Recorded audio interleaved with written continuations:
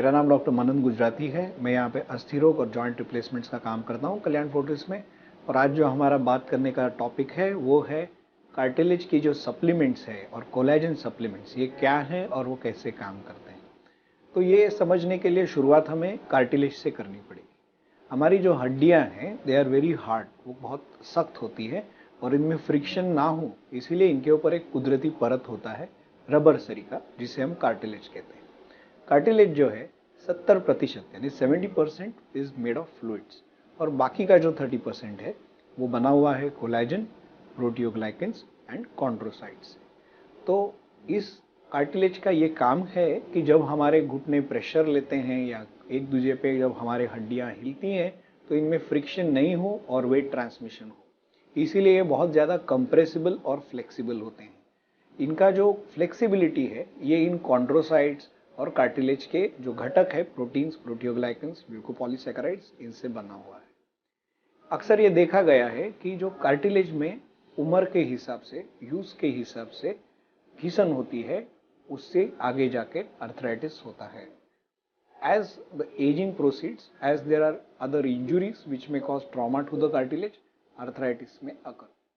Natural healing capacity which is there in the skin and the bones is not present in the cartilage.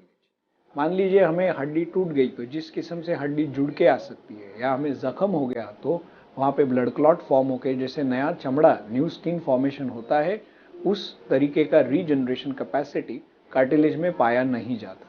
इस वजह से आगे जाके हमें कार्टिलेज की घिसन के वजह से अर्थराइटिस होता है।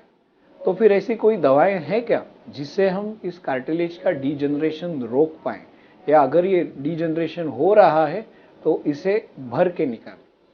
तो ये जो बात है ये एक संजीवनी बूटी वाली बात है, आप समझ लीजिए। ये अभी तक it has not been possible to conclusively prove on evidence basis that any medicine can reverse the degeneration of cartilage. लेकिन इन जो गोलियों का इफेक्ट देखा गया है, इसे प्लेसिबो इफेक्ट भी कहा गया है।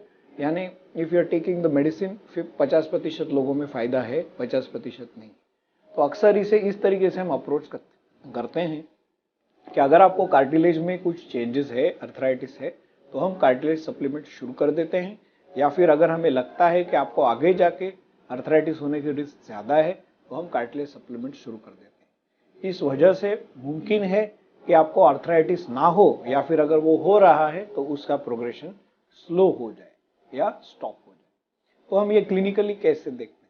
मान लीजिए आपको घुटने में दर्द है और आपने इनिशियल जो पेन किलर मेडिसिन का कोर्स किया है, उसके बाद अभी जो आपका पेन है, जो स्टिफनेस है, जो सूजन है, वो घटने के तौर पर है। इस समय पे आप 2 से 3 महीने का इन गोलियों का सेवन कर सकते हैं और पता कर सकते हैं कि शायद हमें इससे फायदा हो रहा है या नहीं हो रहा है।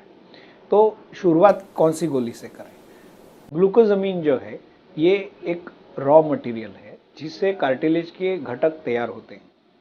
अक्सर ये देखा गया है, टेक्निकली प्रूव किया गया है कि इन वाइट्रो स्टडीज में, प्री क्लिनिकल स्टेज में, ग्लूकोजामिन, म्यूकोपॉलीसैकेराइड्स, ये रॉ मटेरियल देने से कार्टिलेज रिपेयर प्रोसेस सुधर जाती है और उस वजह से हम आर्थराइटिस का सामना करने के लिए ज्यादा कैपेबल हो सकते हैं। एक्चुअली ये मटेरियल्स हमारे डाइट में रहना जरूरी है, लेकिन अक्सर हम इन चीज़ों का सेवन पूरी तरीके से नहीं कर पाते, पूरी मात्रा में नहीं कर पाते और हमारे डाइट में उन रॉ मटेरियल्स की डेफिशिएंसी रह जाती है। इसीलिए कॉमनली आपके डॉक्टर्स ग्लूकोजामिनोग्लाइकेंस या फिर म्यूकोपॉलीसैकेराइड्स का सेवन करने का आपको सलाह दे सकते हैं। इसके अलावा और भी कोई मटेरियल्स है जैसे कॉन्ड्रोइटिन एंड डायसेरिन। इन गोलियों से भी काफ़ी अर्थराइटिस में फायदा होते हुए देखा गया है। सो ग्लाइकोजामाइनोग्लाइकेंस, म्यूकोपॉलीसैकेराइड्स, कॉन्ड्रोइटिन एंड डायसेरिन, ये टाइम टेस्टेड मेडिसिन है जिन्हें हम कार्टिलेज सप्लीमेंट्स के तौर पर यूज करते हैं। इसके अलावा देखा गया है कि कार्टिलेज में कोलेजन ये बहुत इंपॉर्टेंट घटक है, बहुत क्रूशियल चीज है जो कार्टिलेज में काम आती है। तो इस वजह से कोलेजन सप्लीमेंट्स लेना बहुत जरूरी है। कोलेजन जो है ये एक प्रोटीन का किस्म है, इसको हमारे डाइट में रहना बहुत जरूरी है, लेकिन जिस मात्रा में रहना चाहिए उस मात्रा में ये नहीं रहता है। इस वजह से collagen supplement such as collagen hydrolysates का सेवन किया जा सकता है।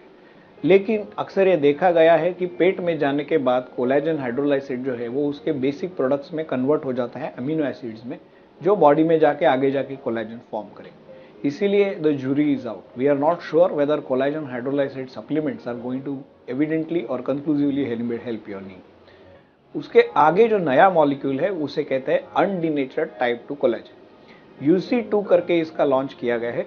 ये जो प्रोडक्ट है अभी सारी मेडिकल कंपनीज में उपलब्ध है। ये कुछ अलग तरीके से काम करता है।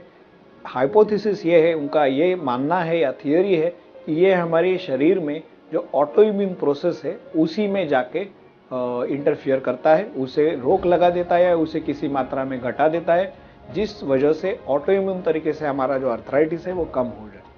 ये जो है ये प्री क्लिनिकल स्टडीज का डेटा है। अभी तक इसे हम क्लिनिकली एविडेंस बेस्ड मेडिसिन में नहीं शामिल कर पाए हैं, लेकिन UC2 भी अक्सर हमारे अर्थराइटिस की ट्रीटमेंट में शामिल होता है। ये हो गया मेडिकल पार्ट। अभी है कुछ ऐसी चीजें जो शायद मेडिसिन को, उन्हें मेडिसिन नहीं कहा जाता है, पर उसे इंक्रीजिंगली एंटी अर्थराइटिक मेडिसिन में शामिल किया गया है। Globally, Boswellia serrata is the new product which is being used increasingly to counter arthritis. They have found clinical evidence of improvement of symptoms. यानी पेशेंट को लगता है सब्जेक्टिवली कि उन्हें बेहतर फील हो रहा है। बोस्वेलिया सेराटा यानी हमारे आयुर्वेद में इसे सलक की गुगुल कहते हैं। उसी तरीके से अफ्लापिन यानी कत्था को भी देखा गया है कि it can act as anti arthritic medicine. Aflapin यानी कि कत्था, इससे भी पाया गया है कि कुछ एंटी अर्थराइटिक कैपेसिटी इसमें है जो हमारे अर्थराइटिस की प्रोसेस को रोक सकता है। तो अफ्लापिन भी अभी इंक्रीजिंगली यूज किया जा रहा है as a anti arthritic medicine. कर्क्यूमिनॉइड यानी हल्दी, टर्मरिक जिसे कहते हैं, उसमें भी कुछ मेडिकल